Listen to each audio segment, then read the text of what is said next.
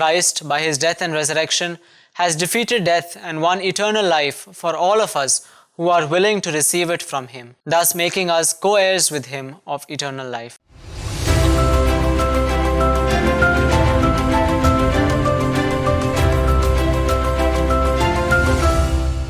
Dear brothers and sisters, today's Gospel passage presents us with some insights into the nature of the everlasting life with God that we are called to enjoy. Some Sadducees, who denied the resurrection of the dead, put before Jesus an imaginary case of a woman who had consecutively married 7 brothers, and subsequently all the 7 died without having offspring. They questioned Jesus as to whose wife she would be after the resurrection of the dead, considering that she had been married to all the 7 and had no children with any of them. This question, as well as the reply of Jesus, show us the vast difference that often exists between our way of thinking about heavenly things and the way that these realities are.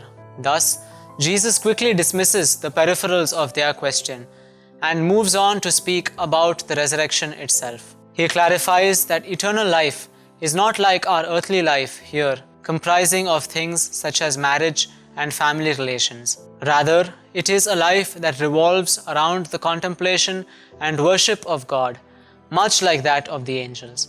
We are quite aware that there are many people nowadays who, like the Sadducees, scoff at the entire question of the resurrection or eternal life. For them, death is the end of life and there is nothing beyond. In His reply to the Sadducees, Jesus takes a passage from the Old Testament to point out to them that God called Himself the God of Abraham, Isaac, and Jacob when all 3 of these people had been long dead.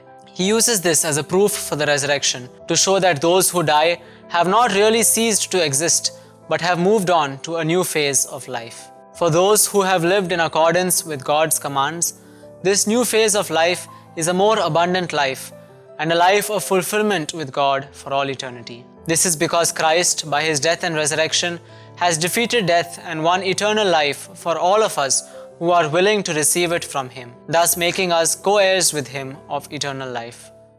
Often, the best response we can give to those who do not believe in eternal life is the witness and the example of our own holy and God-oriented lives, which radiate something of the joy, peace, and love of the heavenly kingdom.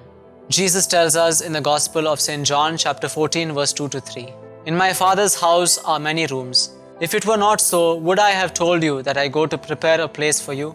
And when I go and prepare a place for you, I will come again and will take you to myself, that where I am, you may be also."